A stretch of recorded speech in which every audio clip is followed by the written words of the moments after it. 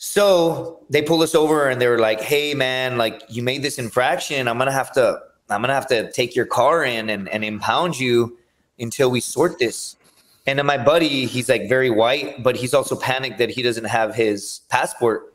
So he's like, what's going on? What do they want? And I'm like, and I like lean in and I'm like, dude, like, we're good. He just wants money. So he's like, well, how much does he want? And he just like opens his wallet and you can see all the money. So I'm just like, oh. So he's like, just quick, how much do they want? So I start trying to haggle. Like when you get robbed in Mexico by the cops, you just haggle, right?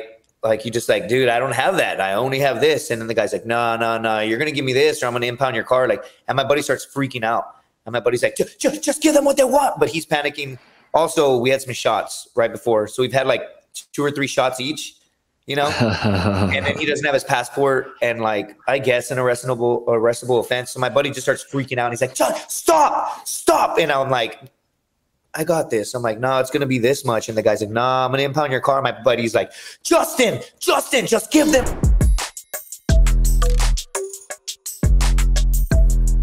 Nice backdrop. Is that a green screen? No, it's my house, dude. Cool.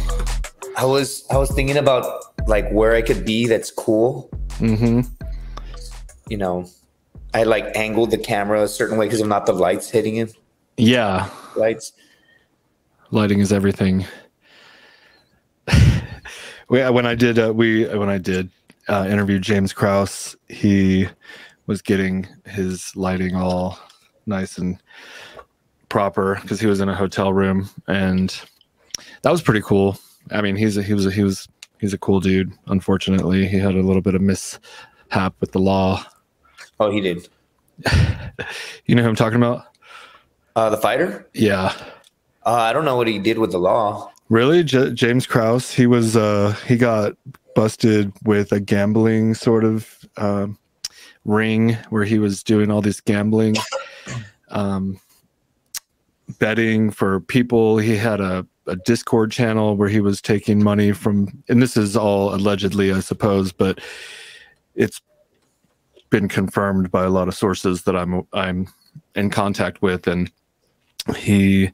there was a fight about, I guess it was like 6 months ago, and this dude knowingly had a leg injury, went into the fight and just started throwing kicks with that leg. The leg ended up giving out. He lost the fight due to like injury. And then it all started coming out. Like all these people started betting on this particular guy. It turns out that Krause, I guess, gave a little hint to bet on the other guy, and just like all these cards like came crashing down on him, and they went back to this old Ariel Helwani interview. Is it coming back to you a little bit? You were doing like Naked and Afraid and shit probably around that time, you know, and you're pretty busy. I'm a busy dude, bro. I work all day. I got a full-time gig, right?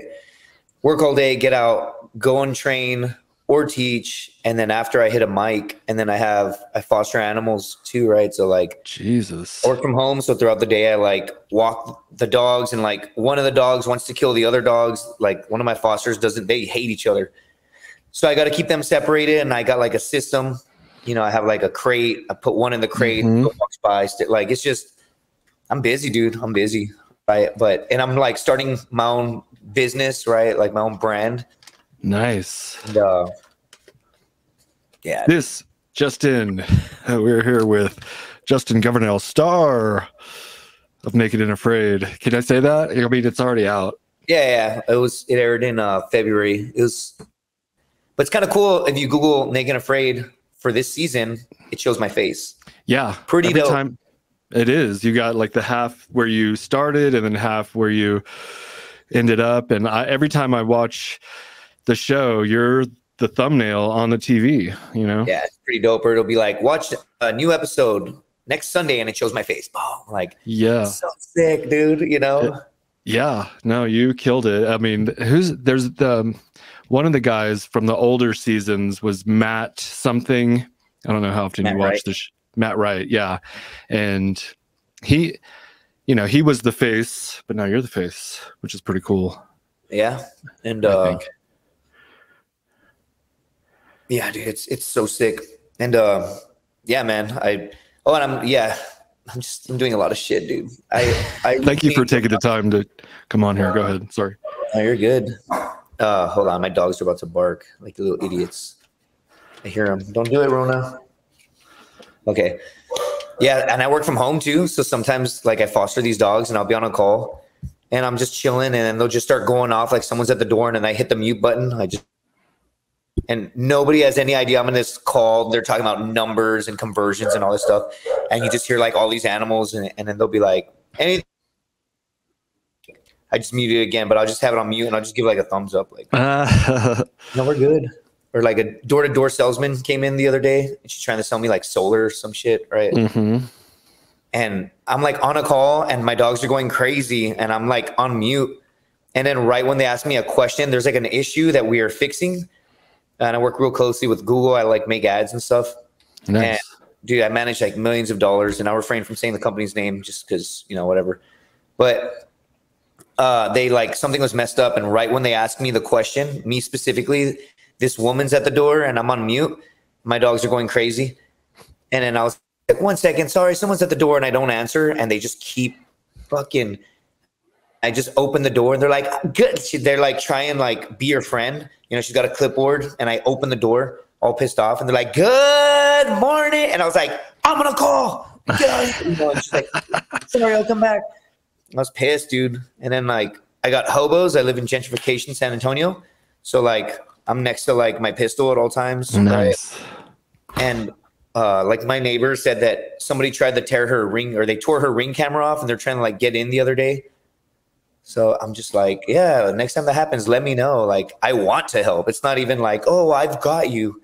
I'm like, please, God, if you're up there, help a hobo try and break in, You have a little excitement. You have enough excitement. So just to recap, you have a full-time job. You're a fighter, comedian. You're doing Naked and Afraid.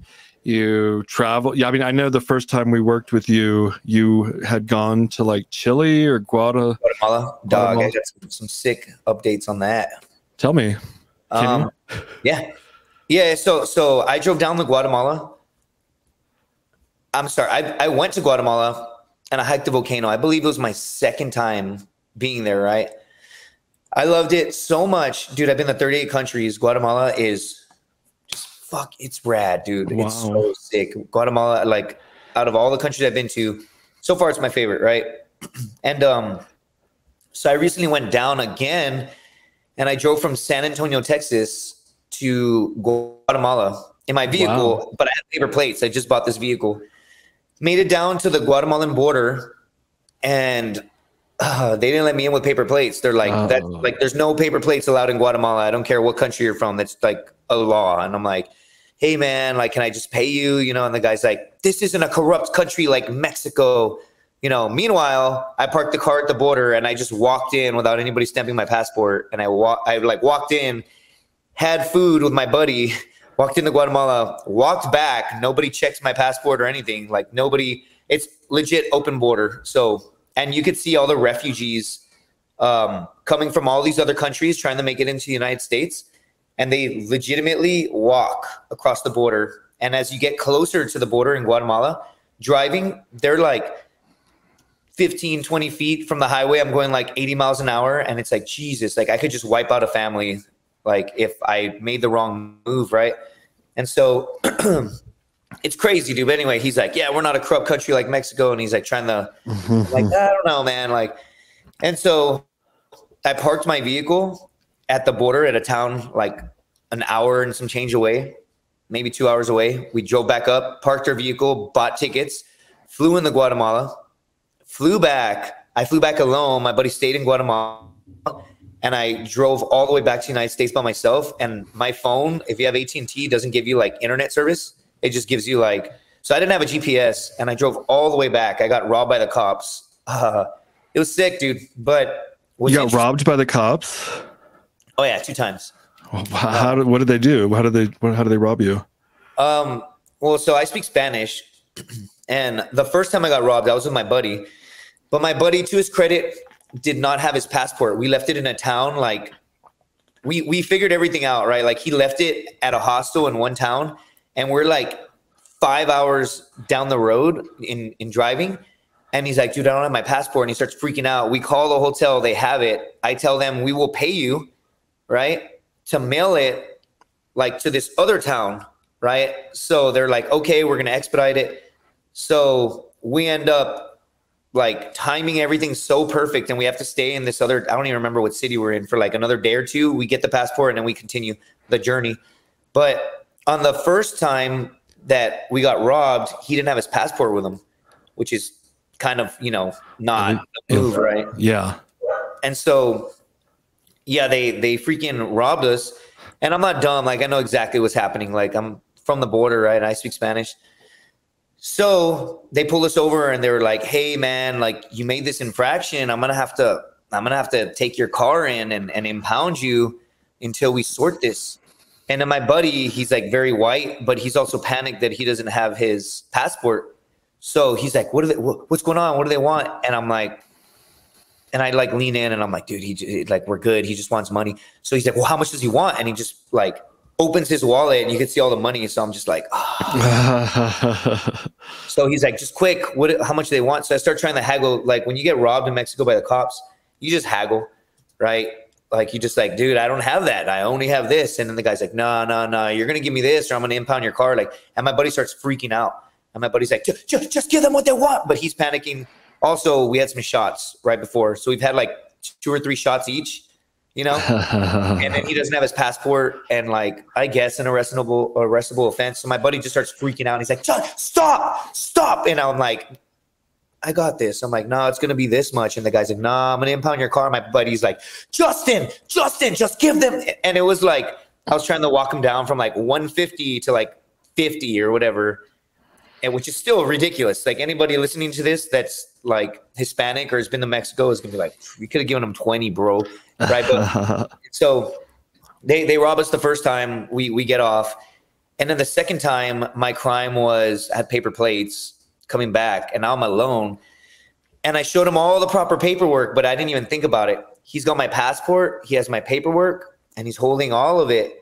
And as he's holding on to all the paperwork, he's like, you can't be driving around at this time. You don't have the right permit. I'm like, yeah, I do. It's in your, he's holding all of it. He's like, you don't have the proper paperwork. So I'm like, oh, you motherfucker, dude.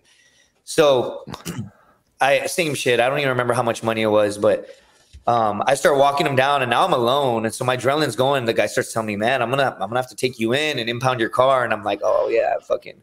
So I just start telling him, let's just say it's like $100 or whatever. And so he's like 300. And I'm like, that's ridiculous. I'll give you 100. And he's like 150. And I was like, bro, I'm giving you 100. And the guy's like, all right, 100. Nice. So ridiculous. It's a lot of money, dude. And so I give him the $100. And then he's like, he saw that I had more money in my wallet when I pulled it out. Cause what I did was I shook his hand. I said, so 100. So we're good.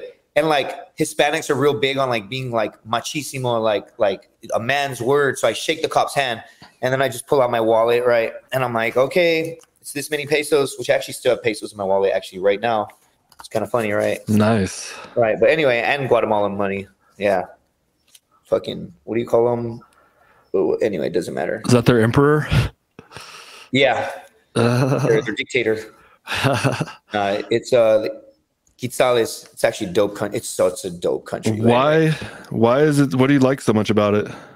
It's just sick. I'll explain here in a second. But like, yeah, I walked the cop down, and you know he sees it had more money, and he's like, "Oh, I said 150. No, I did." And I'm like, "You like in Spanish?" I'm like, "You fucking said 100. You said 100." And he's like, Okay, I did. And they let me go, and I think I still maybe have this piece of paper. Is it in my wallet, or did I throw it? I have like a piece of paper that says, hey, if you get pulled over again, show them this piece of paper, and it says that you've already paid for your infraction, AKA, it's really like, I don't have it on me. Yeah, I do. No, I don't. It's not that it's like you paid for the infraction. I believe all it is like here it is. I have it in my wallet. It's all dirty, but you can hardly see it. Yeah, I can see it. So it's got like his badge number. Wow. And then, so it pretty much says, yeah, and he wrote all this stuff on the back, like, look, he paid for this infraction and all this stuff, right? And so what's so funny, it doesn't say that I paid for the infraction. It's pretty much proof that I already got robbed by another cop. So like, if I get pulled over again and they're like, oh, we're going to take you in, I could literally just be like, look, man, I have proof. I've already, and I would have flat out been like, dude, I've already been robbed twice by the cops. Okay, look, I have this piece of paper. They took everything I had. I don't have any more money. And they probably would have been like, hey, whoa, slow down there, güero. Like, what are you talking about? All right, we'll let you go. You know what I'm saying? That's really what the piece of paper is, because it says like handwritten. Like, shut up, dude. It's probably not even real information either. But or yeah, where I give it to them. But yeah, man, I documented the whole trip on a GoPro. And it's like 5 hours of footage that I got. And it took me 2.5, 3 weeks to drive down all the way to Guatemala. And I drove back. And what's funny is I have all the content and I haven't had time to edit it or any of that stuff. And so I'm paying somebody. I'm shipping him a drive. It's getting to him today. And he's going to make me like 5-minute videos documenting the whole trip. And nice. I'm going to launch it, right? And it's going to be dope. And to your point, you're saying, you asked me earlier, what do you love about Guatemala? Yeah. And Guatemala's sick, dude. It's just so sick. It's like, there's a town called Antigua Bay. Sorry. Yeah. I'm sure there's plenty of town. Like all it means is ancient. Okay. Right? Antigua means ancient. And so, there's antique. a city. Yeah. Antique, pretty much. Yeah. And there's a city called Antigua. And what it is, it's like the city's so old. It's like all just kind of impoverished. And the second you get into this town called Antigua, it's just cobblestone and everything was built, by the Spaniards. And it's just beautiful architecture. And it's like, again, it's crazy. It's like poverty, farm, poverty, boom, beautiful town called Antigua, which is a real big tourist attraction. And there's volcanoes. You saw the volcano video? Yeah. Dude, the volcano erupts at all times during the day. It's one of the most active volcanoes. I think it's top 3 active volcanoes in the world. And dude, you're just like walking in the market and the volcano's erupting way back there. And as it's erupting, nobody flinches, nobody takes photos. It's so normal to them. And you'll hear the boom way off in the distance, and you'll see the smoke and you'll see like the explosion, and people just go amongst their day like nothing, right? And what's cool is you can go hike that volcano, which you saw, and you get so close that there's like shrapnel from the rocks falling down, right? And so it's so sick, dude. And so what's interesting is right now what I am working on is I've worked with somebody in the past. I don't know if you've seen the video of me being like, the Marine Corps is easy, man. You show up on time, you shave your face, and you don't die, right? I don't know if you've seen that video. It's pinned on my profile on Instagram, but okay. The guy that shot and edited that video was working for NBC at the time, right? So it's like an NBC internal piece for like their local news sources. So on Veterans Day, they just launched it like, veteran fosters dogs and it changes his life kind of stuff. And so every year for the past 2 years, at least, they've launched that article, like veteran finds peace fostering dogs, but it's a really good piece of content in terms of the way it was edited and shot. So he's like, I want to work with you, man. We need a travel show. I'm like, cool. And then my old producer from Naked and Afraid, he also has contacted me and been like, hey dude, we need to film like a travel show. I really like what you're doing. And what's so funny is like one's a shooter / editor and the other one's a shooter / producer. They have a different set of skills, different sets of contacts. And they both pitched the exact same idea to me at different times.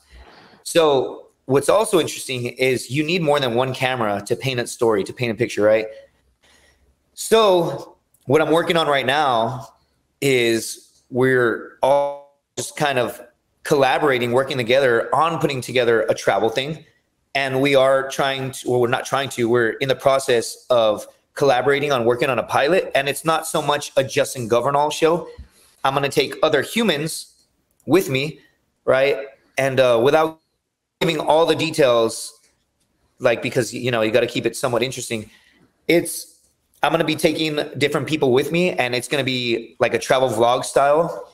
And that's what I'm working on right now. And the first spot we're going to is back to Guatemala because it's so sick. And I know the layout of the land. And so before I kind of shot like, you know, everything on a GoPro, but I feel like that doesn't do the story justice. So you asked about Guatemala. I'm going to go back with a buddy of mine, and we're going to do it right. You know, we're going to show everybody what Guatemala is all about, and it's going to be a pilot, and we're going to pitch it to different news networks, or not news network, different networks, and see who picks it up. And nice. That's kind of what we're working on right now. Yeah, you seem to shine in front of the camera. I know, like, that particular episode of Naked and Afraid on this season, you can find it on Discovery Plus is where I watch it. I don't even know how I have Discovery Plus. Somebody must have signed in on my TV when they were visiting, and so I've been able to watch all the Naked and Afraids. And you kind of got me back into it. It was like February 26th through launching, and yeah, it was sick, man. You killed it. And that lady, you know, she's like, no quitting. And they're like, no quitting. And you were being like a coach. You were trying to kind of motivate her and keep her positive. And I was really impressed with your demeanor and just, you know, disposition, whatever, how you handled yourself during that whole thing. And you guys have to watch the episode, but at the end when you're having that dream and shit, that was so trippy. Oh yeah, dude. What's funny is they only caught, because they only have so much time with editing, right? That dream, I actually had a very similar dream 2 nights in a row, right? I don't know if they got night 1 or night 2. But what they didn't show on camera was, because dude, I was delirious. Like I was coaching her and this, and then there comes a point when I'm like, I don't have the energy or the calories to carry you, dude. Like if it's a mutual thing, cool, but it's not, and you're just fucking bitching and crying every day. Day 1, cool. Day 10, cool. Day 12, not cool.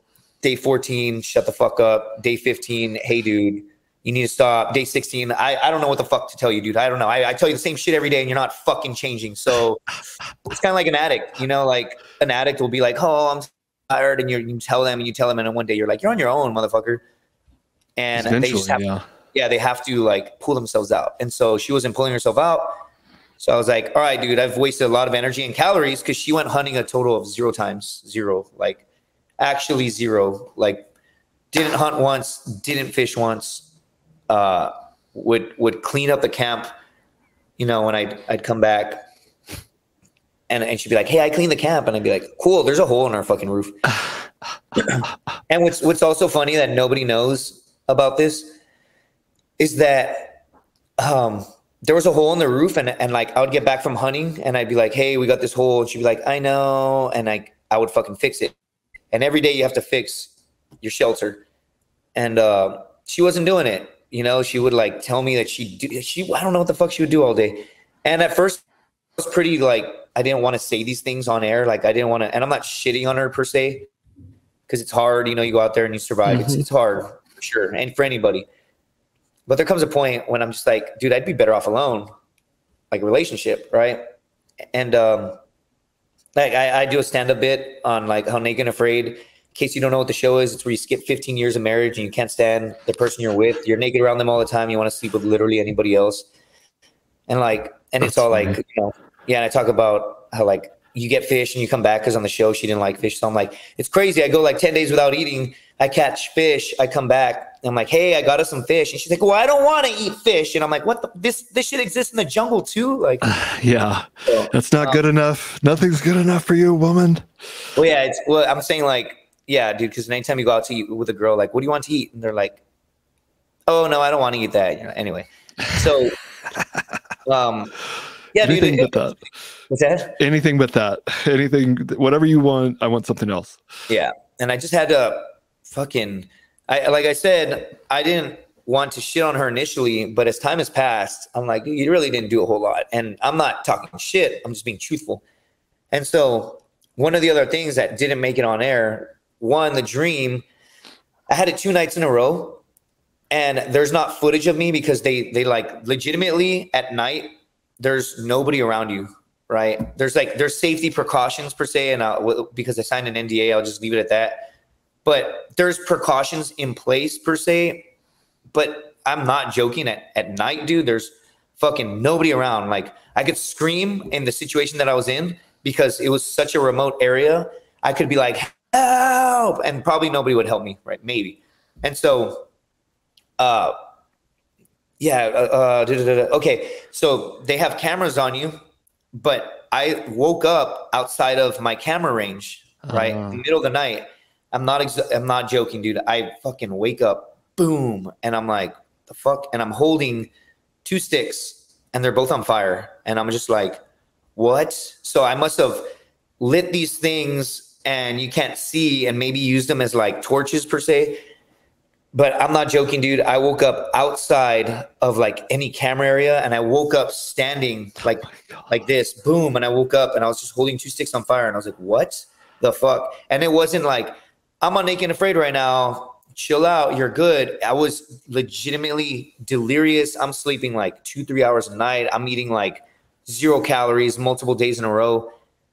And so I fucking wake up and I'm like, and I look around and then I just yell really loud, like, hello. And I start saying, is anyone there? Because I have no idea what the fuck is going on. I don't even know that I'm on a TV show. I'm like delirious. And it takes me a few minutes to realize, oh, dude, what the fuck? Oh, okay, you're in the jungle. Oh, okay, you're on a TV show right now. Okay, chill the fuck out. Calm down. Find your way back to your shelter. And then I'm like, where the fuck is your shelter? And then I look around, and I'm still delirious. It's not like I just clear-headed. So I believe they catch the tail end. So I've got a microphone on you at all times, that necklace. Mm-hmm. And so, they paired some of the audio and they pulled it, but I believe in the episode, you see the tail end of me fucking hallucinating, right? Like, I'm like going into my shelter and people are like, man, that dream was crazy. But in reality, what happened was like, I don't know what the fuck happened. There's also things that happened on that episode of me talking that I don't remember at all. Like when I'm like, an ant bit my ball sack. Why? I'm like, I don't even remember fucking saying that. And so things just happen. It comes at you so fast, Yeah, I couldn't. I was talking with my wife about like, oh, I could do that, but I'm just like talking shit because I cannot not wear socks for some reason. My feet get cold, and I need a blanket and a pillow, and then I think I could probably last a few nights.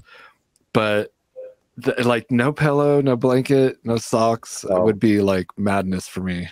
Yeah, I mean, I talk about it on the show too. I've said this multiple times, like, I didn't have a bed till I was 11, right? Yeah, exactly. Fucking bouncing home to home. So it's like weird. It's like, I'm like, it sounds crazy, but I'm like uncomfortable when I have everything, right? And I've got my fucking super fluffy pillow. The room temperature's perfect. I got a pillow. I'm like, something's not right, right? And so, like I joined the Marine Corps and they're like, hey, we're home for the night. And it's just so easy. You're so tired regardless. You just lay down. You wake up and don't think anything of it. Your neck's sore. You're like, oh, whatever, dude. And so, yeah, Naked and Afraid, sleeping on the floor is not like some great feat. I was like, I fucking first 11 years of my life slept on floors. Oh, yeah, I had that in my notes. I was going to ask you about that. But do you sometimes get out of bed and sleep on the floor? Yes. Not so much anymore. And by that, I mean within the last 5 years, maybe. I stopped probably about 5 years ago.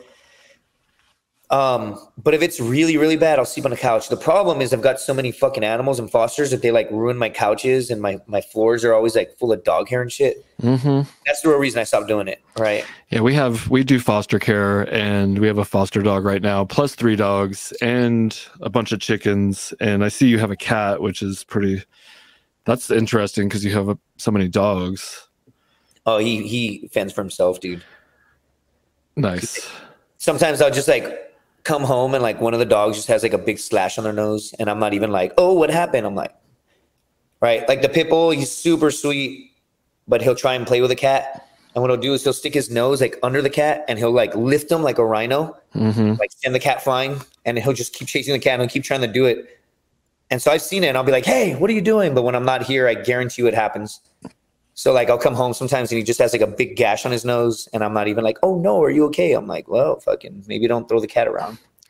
Yeah, my wife is super protective of all these dogs, and it's like sometimes you gotta let them just like learn for themselves. You can't like protect every little movement that they make. Yeah. We have a foster dog right now. Just got it 5 days ago, and I've been taking it for runs because it's like a puppy, and you want to get some of the energy out so it'll calm down and not be running around the house all day. But I was going out to do my cold plunge, so I wasn't going for a run, but it wanted to go with me, and I was like, no. I was trying to stop it, but it broke through my little fence gate to walk out from, and then there's this ledge because we live kind of like on a hill type where our house is. It's not flat, it's very hilly, and so there's a rock ledge, and it's like 10 feet down, and you have to take stairs to get down to go to drive down the driveway and everything, but it just like darts off, jumps off, like, and it doesn't realize that what's going on until it's like in the air, and you could be like, you could see it freak out like in the air, like, oh fuck, it would have died if it was not, only 10 feet. I mean, it scraped the bottom of its chin and she was fine. But yeah, just point is I'm not too many people do foster care, I don't think. So that's pretty interesting. It's fucking annoying, dude. Yeah. And you're placing them into, do all your friends have dogs now? I find them homes, right? I'm having an issue with one of them. She's like a very special case. She's one of my first fosters. I've had her for like, I don't know, 2+ years now. But I would love to get her adopted. It's just, she's very special. Like, she will only get along with certain dogs, but even then, she could get along with a dog forever, and then one day, just like boom, right? And she'll go for blood, right? And I've had to stop her a couple times. So as long as they don't have other dogs, cool. Right? Yeah. But she's just very special. Like, she won't actually bite you, but like if you do things that she doesn't like, she'll be like, whoa, like, and she'll like kind of buck up, and if you're just not, if you're like, hey, like you freak her out, and she'll run to the corner and she'll literally shiver for like hours, right? Yeah. One time I was going to the restroom, and when I undid my pants, the belt buckle made a noise, and she just started shaking and ran to the other side of the house and just shook for like fucking like a while, like 30 minutes or something, right? And I felt so bad. And so she's just a very special case. Like, when you're upset at her, you can't like yell, because then she just goes into like this weird mode, and like her hair stands up. So I'm just selective with who, would take her. Yeah, because they might bring her back or whatever. You don't want to traumatize her anymore. We've probably done hundreds of dogs over the past 5 years. It was crazy because we had 10 at one time, 11. The mom had 10 puppies, and we were taking care of 10 puppies, and they were shitting everywhere. Yeah, dude. It was, and I'm the one, I get up first because my wife stays up a little later and I go to bed, but I get up earlier. And so I'm the one cleaning up all the shit. But we got all 10 of the puppies placed, and the mom, and we had another mom. It had 3 puppies. 3 of them died. 1 of them lived. I had to bury 3 puppies, blah, blah, blah, whatever. It's part of the, it's part of the game. But how long were you in the Marine Corps? Just 4 years, man. Nice. Yeah. I just did 6 years. It's it's like, I'm good. Oh, dude, yeah, bro. Hold on. My cat's moving the screen right now. Move. Okay. Only when I'm on calls does my cat jump up and like start like moving the computer. Like, we'll try and like throw it off the counter. But yeah, dude, I just did 4 years. And if I'm being honest, in hindsight, like, love the Marine Corps, love what it did for me, love the experience. Fuck yeah, I embrace the suck for sure. But Marine Corps sucks, dude. Like, your first 4 years, fuck. Like, and I'm not shit talking the Marine Corps because I love it. It is such an important part of my life. Like, I want to say that it's like an abusive relationship, like a toxic relationship, right? Like, I've got a Marine Corps Scout Sniper, right? I have like the tattoo right here, and then I have fucking for Sniper right here, and then I have like Grunt Life right here, right? And then fucking I've got like my battalion logo on my stomach, and I fucking Got my rank. You know how, so, and I have my name. I was gonna do all the patches, but I just did my name and rank instead of, and I was gonna get U.S. Army and get my deployment patches and my unit patch, but I got out. I did 6. I did 2 tours, and we might have been in around the same time. I was in from 2006 to 2011, almost 2012. In the Army. Yeah. So what's the trip is I saw there's a comic that you sponsor. And he was saying that you were a Marine. Yeah, I know. They get it all mixed up. They say my name. I was like, oh, fuck yeah, who are you with? And then, like, rumor, I've heard, like, just, you know, people have been like, they've just threw rumors, like, yeah, dude, I think he was a 3.5 in Fallujah. And I'm like, what the fuck? And then, like, now I'm like, oh, you're in the Army? Like, shit, it's funny how, like, there's rumors. That's like, cool. I like, that's funny that it's warping and morphing into different stories. I was, you know, I never really even wanted to talk about my military career when it comes to SHEATH.underwear.com. Check it out. Go to SHEATH.underwear.com. Use promo code RPG and save 20%. But I wanted the product to kind of speak for itself, and I didn't want to be one of these guys like, oh, I'm a veteran, you know, buy from me because I support veteran-owned companies. But after quite a few years, let's say, well, like 3 or 4 years, people were telling me, no, they want a story. You know, there's all these brands, and brands are brands, but if you have a story behind it, it'll kind of get more support or whatever. And so I kind of started rolling with it, and then I started sending it in the copy to the podcasters and whoever. And yeah, like Tim Dillon will go on. Yeah, when he goes, dude. Yeah, and killing kids and all that. And I was so fucking funny. Yeah. And I love when they do that. I like, you know, obviously we sponsor a lot of comedians and MMA fighters, which you are both of, which is awesome. And that's what kind of drew me into your, like, working with you. And, but yeah, they'll just go off script and that's what I want, you know, I get, you know, because otherwise it's just kind of another bland, yeah, dude. I mean, I'm starting, so, I'm doing, you know, very, yeah, like the thing, like I'm starting stayprimal.com, staprimal.com, right, without the Y.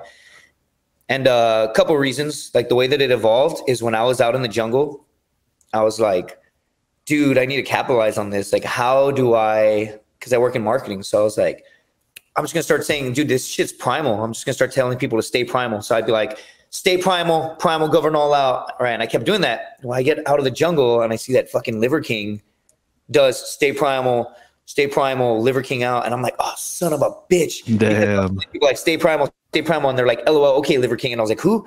And they're like, and then so I fucking go and I see it. So I'm like, shit. All I did when I was out there in the jungle was say, stay primal, right? Like, stay primal. And I'm like, motherfucker. But again, I work in marketing. And like, when you have a problem, excuse me, when you have a problem, you need a solution. So I'm like, what the fuck? How? Because you go to Stay Primal and some gym owns the website in Texas, actually, in Dallas. I emailed them, hey, you're not using your domain. It's a rewire by chance. And they never got back to me. So I'm like, how do I problem solve? And I'm like, wait a minute. Stay Primal, staprimal.com without the Y. Okay. Stay platoon is surveillance and target acquisition platoon in the Marine Corps. STA. It's the original Scout Sniper platoon. Nice. So, Stay, STA, surveillance and target acquisition. Stay Primal. I was a Scout Sniper platoon. Stay platoon. Stay Primal.com. Boom! I bought the domain, and I'm like selling stuff. Nice. And what are you selling? Just like merch. Shirts and hats type shit. Shirts, hats. Yeah. And what I'm doing is like, dude, who's gonna buy my brand? Like, who cares? So what I do is, yeah, hell yeah. I have like one of me holding the 2 fish. Yeah. And it's like, embrace the suck. And I launched it. I made like $400, which isn't a ton, but like in 2 posts, I made like $400. And you're like, wait a minute, people do care. So even like these videos that I'm going to edit, I film them all on my own. it costs so much money to go down there in the Mexico and like pay everything, just put everything on credit, which I'm still paying for. Yikes. But what do I do with the content? Well, I'm not an editor, so you have to pay. I'm like, well, fuck. If I pay, I'm in the hole even more. And I'm like, wait a minute, you work in marketing. So this guy's charging me per video, like per 5-minute video. So what I'm going to do, well, how do I make money? Okay, wait a minute. If people watch the content, make each 5 minutes, put a theme on there. Like I went down the coffee farm and maybe like I got a tattoo down there that says vale la pena, right? Which means like it's worth it. And there's like a story to that itself. But I sold a shirt that's like a Texas license plate and it just says vale la pena. And I sold a whole bunch. So I'm like, wait a minute. Yes, I'm going to pay hundreds of dollars per 5-minute edit, but theme it. And at the end, add an end slate of a product that I engineer and I throw on my website and incorporate it in my Shopify. And then they watch the video. And then at the very end, it's like, hey guys, if you like this video, you're going to love this shirt. Please support the cause. I'm in the hole for even making this video. So you can support me by buying this merch. And boom. Ideally, that video, at least at a bare minimum, pays for itself, but I'm obviously paying for my brand and grow my brand impressions and all that. Do you have a YouTube channel? I do, with minimal traction, dude. I have like 300 subscribers. And that's what I have on my RPG channel. But we're getting traction on our SHEATH channel. We're almost to 2,000 subscribers, and it's been going up pretty steadily. We're doing a lot of shorts. You got to do shorts. That's where, for whatever reason, that's where it's at. I have. Number one, like we have an in-house editor, and I was if there's any SHEATH content in that trip, then we could potentially work something out that would be mutually beneficial. It sounds like you already have someone, but in the event that I'm more than positive that I brought my shirts, and maybe not like, it wasn't even like a plug or anything. It was just like wearing the shirts, but I'm more than positive because I only packed minimal things. And I remember I brought my SHEATH shirt. Yeah. But in the future, I am actually doing like, I want to see how these videos perform per se, right? Because again, what's the point of putting out content? It's cool content, but what's the point of just going in the hole? Like, how do you make money, dude? I don't have subscribers. So it's like, but I work in marketing, right? And so in terms of the strategy, you wear it. Right, like right now on the podcast, in the background, I see SHEATH. I actually was going to grab my shirt, right? I'm also running late as shit this morning, right? Yeah. It's like my day off at work. They just randomly give us a random Friday off once a month. And so, dude, I like try to sleep in. I'm like, oh shit, I got this podcast. So I got to wake up. I got to walk the dogs. What's that? I'm so sorry, but I appreciate it. Dude, it's on me too, though, because again, it goes to show you, going back to the brand thing, and you have a whole ass company, right? But for me, I made $400 when I posted about my website for 2 days. I made 2 posts. I made $400. If you look at my month, like, you know, your Shopify account, it's like, who was in your website on 1 day? And it's like 2 views, 1 view, 2 views, 2 views, 2 views. And then it's like, you made a post within 36 hours, you make $400. And then I don't post. And it's like, 1, 2, 1, 2. And you're like, dude, it goes to show you that like posting, right? And talking about your brand and putting yourself out there fucking works. Stayprimal.com, by the way, STA Primal. And I mean, you have to be on social. It's just part of the thing. We've done all of these like trade shows. You go, you take your whole team, you set up the booth, the table, spend 2 days there, sell 4 pair of underwear, and you spend $6,000 getting everyone there. Whereas, you know, on the social, you just keep posting and keep posting. And we actually don't do very well. It's hard to say what our social media is driving to the website, because we have so many different people on all the socials pushing people to the website. But it's hard. Yeah, we can't really tell. But I can tell when like Tim Dillon sends someone, or Shane Gillis. And so that's why we pay other people to do it. But also it's also for like social proof. It's brand awareness for the most part, dude. Yeah. Like more impressions. But you can get paid off of YouTube channel views if you put your content, obviously you know this, but I'm just going to reiterate, put your content, these 5-minute videos on YouTube and then monetize it. And you might not even be eligible for monetization yet because you don't have enough followers, but that's how you'll get to that level. I don't think we have enough followers yet. You have to have 1,000 subscribers, and I believe it's 4,000 hours of watch time within X amount of days, right? And it'll monetize you. And so, but it's crazy. Yeah, like that. But what I'm saying, dude, I haven't been posting on my YouTube channel. I think my last video was like 2 months ago or something. And it's like, dude. But when I was working on it, I went from like 0 subscribers to like 320 whatever in like weeks. But then I ran out of content. And so I had this theory, dude, I went down in December. It's been 5 months and I've just been sitting on this content. And so I thought about it the other day. I work a salary job right now. Pays me pretty well, right? But you're a slave to the game. And I don't like that, dude. I fucking hate it. I don't think anybody sits here and loves being a corporate motherfucker where I can't say like you can't say, oh, dude, that's gay, man. Like, and then like, wait. Did you mean like, what's wrong with being gay? Be like, oh, nothing. No. Like banging a dude in the ass is less gay than like me saying this meeting is gay. Like they're two different things, two different entities. I don't care if you bang dudes. I don't have anything against gay people. The word gay, the way that I was brought up in context is like, oh, that's gay.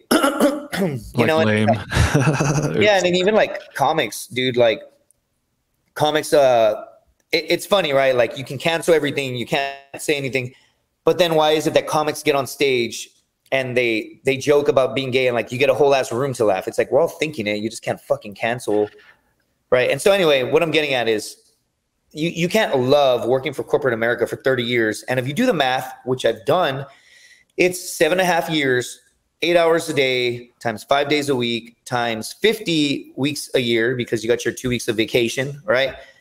And what I'm getting at is in terms of sitting behind a desk, it is 7.5 years straight without rest in this position. Yep.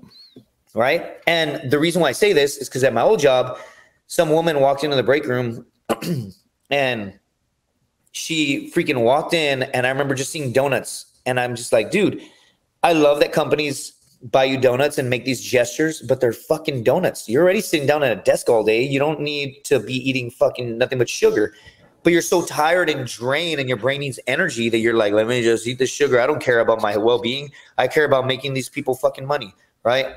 And so what's crazy is this woman walked in and she grabbed a donut and she literally walked like this. Right. And she walks in and, she's like, hey, Justin. And I just have this fucking epiphany right there. Boom. And I'm like, and this was years ago, dude, like years and years ago. And I look at her and I'm like, oh my God, she's stuck in the position like this, but she works in finance. So she's always crunching numbers. And so I'm like, hey, how are you doing? And then she's like, oh, I'm good. And I was like, another day. And she's like, another day. And I'm like, hey, how long have you been doing this? And she's like, 27 years or some crazy shit, like almost at 30 years. She must have started like right when she was young. She's like an older woman. And I'm just fucking, my life flashed before my eyes which is kind of like metaphorical in a way. Like my life literally flashed before my eyes. And I envisioned myself in 30 fucking years, 27 years, being some fat fuck, opening up a donut case and not giving a fuck that is my reality. And I just had this fucking explosion in my mind. I'm like, hold on. So I get on my desk and then, I mean, dude, I can even do it right now. Actually, I can do the calculation right now. Okay. So fucking on my phone, right. Which is not ideal on a podcast, but it's okay. Okay. So it's very interesting actually. Cause I was on that path too. Go ahead. 8. Go ahead. 8 times 40 is 320 hours. Right. So 320, you would go multiplied by, because that's a weekly, I would say 50, right? Not 52, because there's 52 weeks in the year, yeah. Hold on, where's the 8 times 40? Isn't it just 40? 40 hours a week times 52? Okay, there you go. Marines, math for Marines, right? Okay, so my bad. 8 times 5 would be 40. My bad, dude. So you go 40, right? 40 hours. Yeah, let's edit that part out. I'm fucking smart. I work in numbers all day, right? But I'm fucking fried. And so, okay, 40 is a weekly. Then you'd go times 50, right? It's 2,000 motherfucking hours a year. Yeah. Right? So that's 2,000 a year. Let's go times 30. That's 60,000 fucking hours, right? So if you go 60,000 hours divided by what, 24 now, right? Why 24? Because there's 24 hours in a day. Oh, yeah. Right? So we're currently at 2,500, right? Okay, 2,500 hours. Now you would go 2,500 days. 2,500 days, yeah, divided by 365, correct? That's how many years? Because we're going to get years now. Yeah, exactly. Okay, so I'm correct. Because I said about 7 years, right? Or 7.5. So it's 6.84 years is the calculation, right? So again, if you want to know how you do that, you go 40, which is your work week, 40 hours times 50, giving you 2 weeks of vacation, right? That gives you a number. That number is multiplied by 30 because 30 fucking years of working divided by your 365, and it gives you 6.84. That's how many years you fucking sit in this position. Wow. Yeah. Right? And so that's without sleep, dude. That's like, I'm talking consistent. So fucking, and I round it up to 7. That's why I say like 7. And I must have like in my head been like 7 point something. It's 6.8, right? So 6.85. So let's just call it 7. 7 years of your life consistently without sleep are in this position. And it fucking kills me because her body literally morphed over the course of 30 years from sitting unhealthily. And I had this explosion in my brain where I'm like, I can't fucking do this forever. So that's why I do comedy. That's why, like, I fought for a long time. The fighting didn't work out for me. You know what I'm saying? Like, it was great. I had a bunch of fights. I fought for Bellator and shit. I want to fight in Bellator. Awesome. Wow. I didn't know that. I know you're a fighter, but I didn't know you fought in Bellator and won. That's pretty sweet. I fought like in 2015. It was Bellator 136, and they called me on an 8-day notice. And I fucking, what they didn't know is they thought they were calling me off the couch to get beat up. And this dude was 6-4 with his last 4 fights won all in the first round. And he was a collegiate wrestler. They thought they were calling me off the couch. I was actually fighting for another organization, like best shape of my fucking life, like a week prior. So I'm not joking. Like, a day before the fucking weigh-in, I'm like cutting weight. Day before the weigh-in, my coach calls me, hey, where's your weight at? And I'm like, it's super low. Why? Like, and he's like, right, I'm trying to be, but in reality, I'm like stressing over the weight loss. And he's like, eat something. We're cutting weight in a week. We're scrapping the fight. We're fighting for Bellator next week. And I was like, oh shit. So they thought they were getting a guy off the couch. But in reality, I was in the best shape of my fucking life. And I wasn't promoting it because it was for Gladiator Challenge, which back in the day was super reputable. It still like has a reputation for sure. But like times have changed. There's other organizations that have grown and all this stuff. LFA, Fury. Go ahead. Yeah, like so I wasn't like promoting it a ton. So nobody knew that I was fucking fighting. But I was in the best shape of my fucking life. And they called me anyway. And this guy had 6 wins all in the first round. But anytime he made it out of the second round, he got fucking beat up because he would gas. Mm-hmm. Super explosive dude, collegiate wrestler. So I was like, fuck it. So the strategy was go out there, get past the first round, and fucking smack him in the second round, and he'll fade. So sure enough, he fucking dumps me on my head, boom, mounts me, beats the shit out of me for 5 fucking minutes, like gets me down early, beats the crap out of me.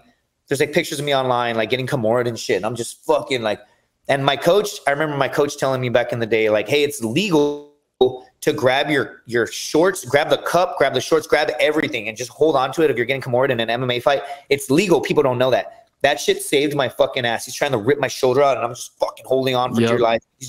And I'm holding on, and he gasses. And then round 2 starts, and I just Hail Mary it. I fucking throw an overhand, boom, drop him, start beating him up, and I choke the shit out of him, right? And I'm, holy shit. And how does that feel? Like, can you describe that feeling when you won?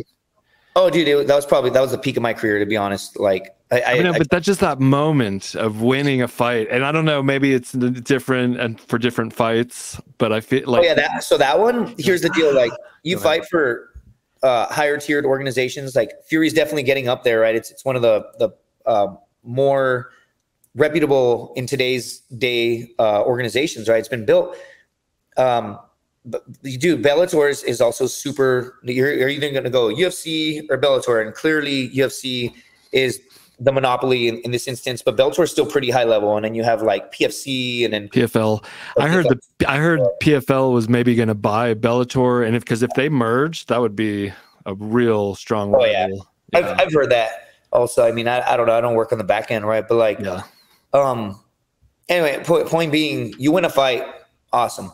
You win a fight for Bellator, and it didn't hit me right away. I was in survival mode, dude. I like crucifix this dude, and I was like elbowing him, like old school. There's no video of it, which sucks.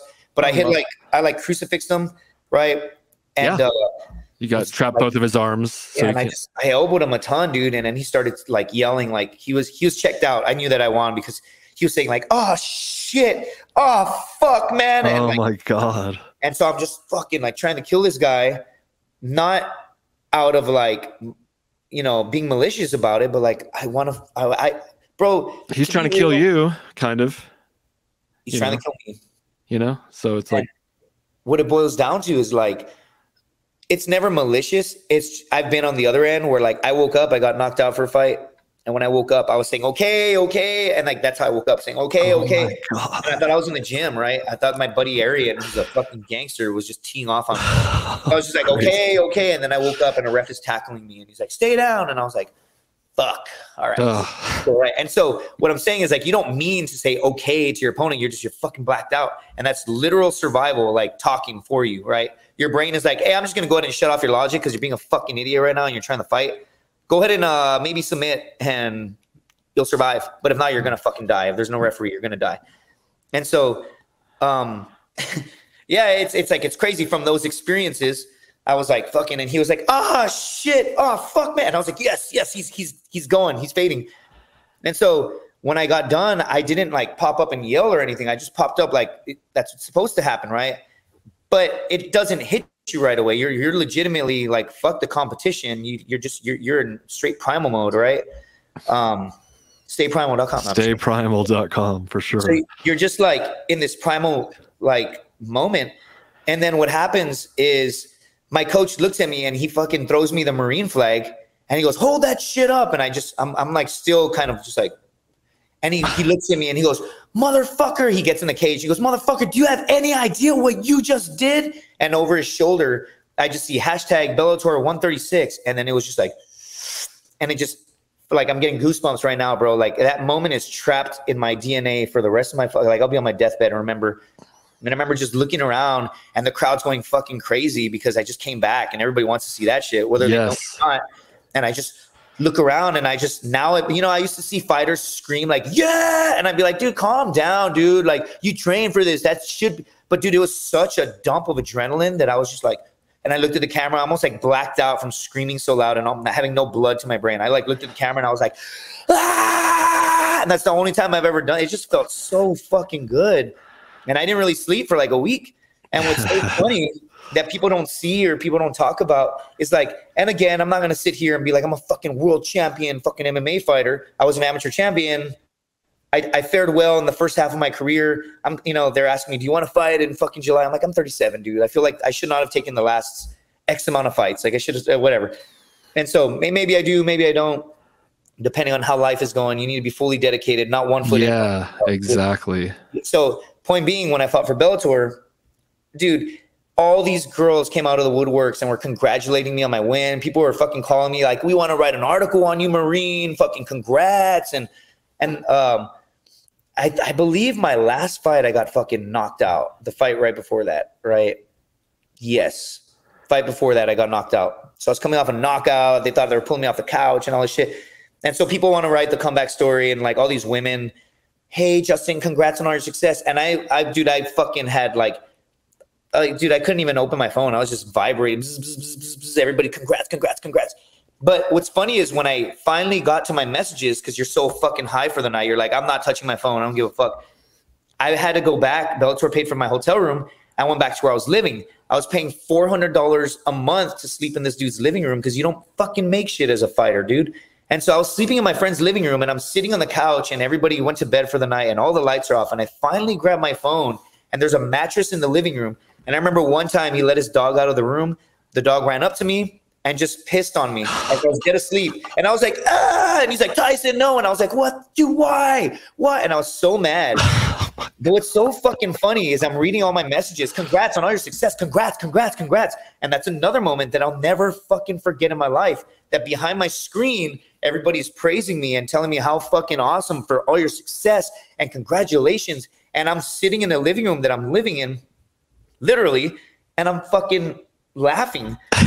All these girls are like, we should totally hang out. And I'm like, where am I going to bring you? To my friend's fucking living room on a mattress full of dog piss? What the fuck? Right?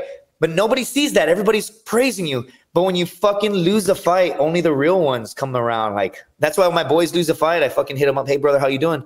And they're like, thanks for checking in, man. I was like, I know the feeling, dude. I know the fucking feeling. I never know how to handle that situation because we work with a lot of fighters and, you know, when they lose, it's like, I like that. Hey, brother, how you doing? Because how do you think I'm doing? I just got fucking knocked out. I don't fucking know. I'm about to be depressed for the next 2 months of my life because I worked so fucking hard for something, so fucking hard, and I made a mistake.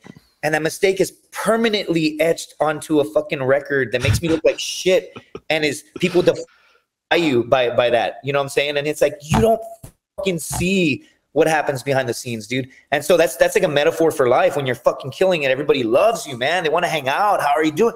But then when you fucking, I don't know, this hasn't happened to me, but like, let's say you fuck up, you lose your house, right? You lose a family member, whatever. Where the fuck are all those people that praise you when you're on top of the world? And that's when you know that you just, hey, thank you so much. And I'll take what you can get, right? There's like girls in moments in my life that came around and I'm like, I'm not stupid. I know what this is. I know we're going to hook up, and when everything's gone, you're going to fucking leave. And that's all good too, right? We're both using each other in this moment, right? Which is unfortunate, but I'm a raw human, right? I'm just speaking from my heart. Stayprimal.com. Stayprimal.com, right? But you know what I'm saying? Like, but then there's people that there's the girl that fucking messages you when you lose, and it's like, hey, how have you been? Right?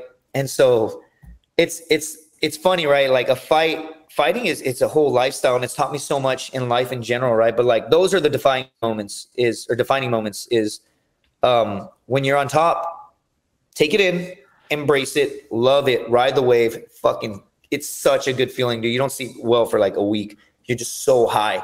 But when you lose, you're fucking depressed, you're sad. You don't, for some reason, you just leave all the lights off in the day even, you know, Yeah. you just fucking walk around with your head down. And people are like, how you been, brother? And you're like, I'm good. And like, and it's all good, man. It humbles you in the sense that when you're killing it in life, you know, like it makes you be like, hey, dude, but also know there's another aspect to this, right? Like I could have been on Naked and Afraid. I could have shown my ass. I will never quit. I will never fucking quit at something, right? If I'm going to get out, I'm going to be forced out. Like you're going to have to be like, you are leaving. And I'd be like, I would rather die, you know, and they'd be like, I know, that's why you have to leave for your own safety. That's how it would end up. But what's funny is when you lose, it's so easy to sit behind a fucking phone or a screen and be like, hey man, you suck, you know, or so fighting has taught me so many more lessons than honestly than a lot of other shit. I'm cocky in the sense of I'm just a confident dude in general, right? I'll just walk up to the hottest girl in the bar and I'll like, hey, what's up? I'll start making them laugh. And, you know, at first they'll be like, how, like I've literally had a girl one time, because I'm 5'5", right? I had a girl one time be like, how tall are you? And I like looked at her and I'm like, motherfucker, I'm 6'4". I don't know who the fuck you think you're talking to. They start laughing. And then they, you know, so I'm saying it's like, I'm a very confident dude, but I used to be just flat out cocky, and you get your ass kicked a couple of times and it strips that. It's like, I ain't shit. I ain't shit, dude. Like, oh, you're so big and badass. You black out when you get mad. That's why you don't fight. Okay, cool. Then why aren't you a UFC champion, brother? You know what I'm saying? You're not what you think you are. In your own fucking ego, you think you're something else.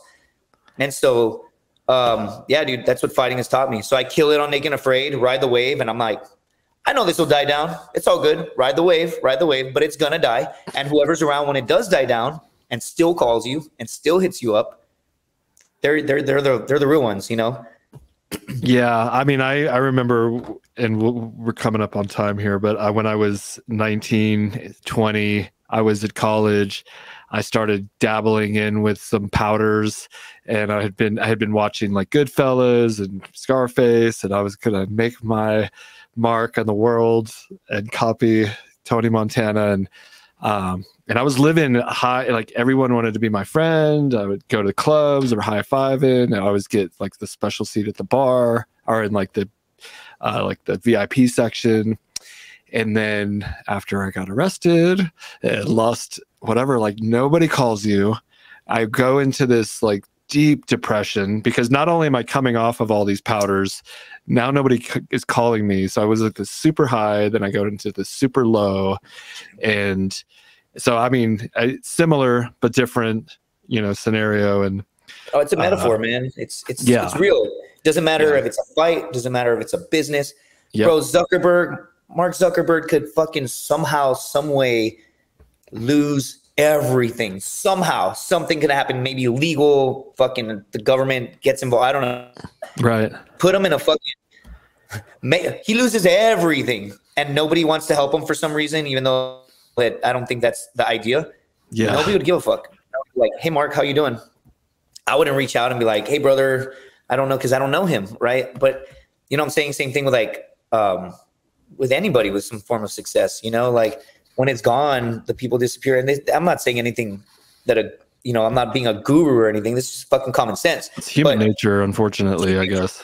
Yeah. And you feel it through fighting, man. Like, again, at the peak of my career when I'm killing it, fucking check your DMs. You got nothing but a bunch of hot chicks like fucking flirting with you, hitting you up, and you're like, and they're all fucking injected everywhere, right? And you're like, and there's nothing wrong with that, like self-care and all that bullshit, right? But you want to preach self-care, why the fuck are you injecting your face then?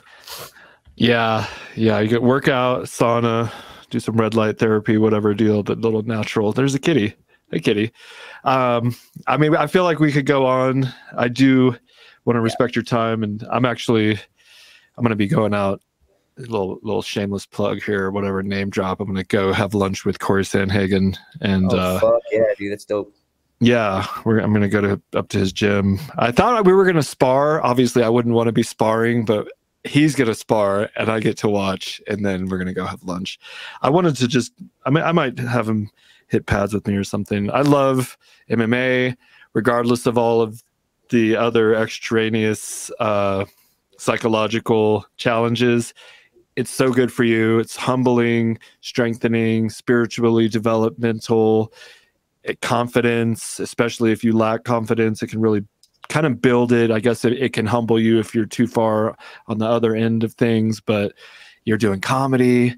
I feel you're helping people in their martial arts career. I saw you at Fury a few months back, and you're traveling and sharing your life through your experiences, and I think that you're very inspirational. I kind of wish I could go do a lot of these things. I'm like 10 years older than you. I'm married, kind of like locked in, and but I got a business and I have my own. Yeah, I was about to be like, I wish I could fucking build a dope ass business where I got a fuck ton of money and I don't have to work for the man, right? Like, yeah, it could be worse. It could be lower. I'm very blessed, and I afforded the opportunity to talk to guys like you and just keep this train moving along. Definitely want to work with you again on one of your next ventures. I know the economy took a shit. Yeah. If you didn't know. Yeah. But we're on that. We're coming back a little bit. I'm filming this pilot in July. Yeah. Well, let's put some product in there or something and we'll throw a couple bones towards. Dude, because we're all paying out of pocket. Yeah.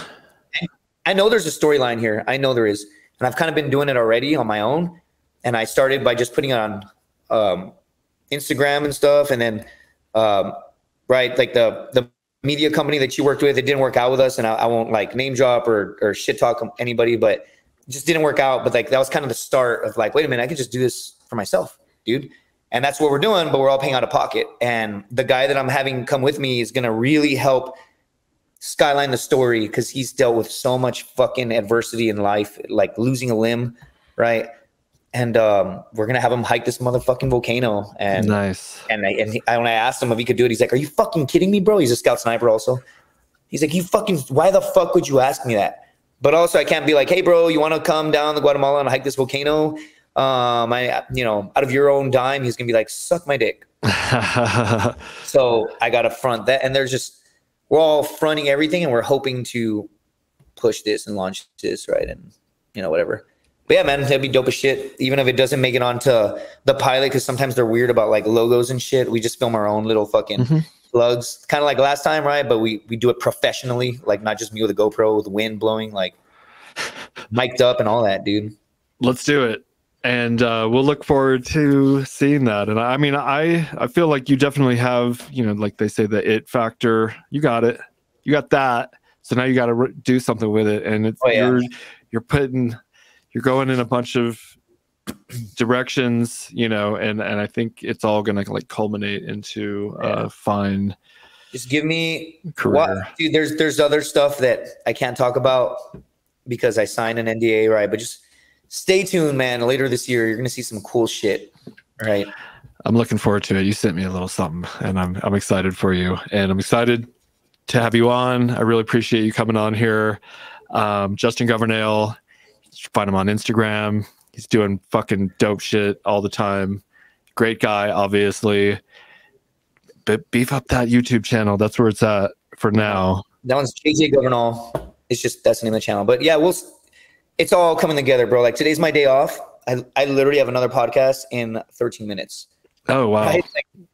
And I'm just going to sip some coffee and some water. But dude, this is like, it's a mutual like partnership, man. When you do a podcast, it shouldn't be like, hey, let's just hop on the pod and bullshit. It's like, dude, fucking let's grow each other. You've been there for me previously, right? We're syncing up. We're creating content. And then after this other guy, he's a comic, right? He's a former fighter.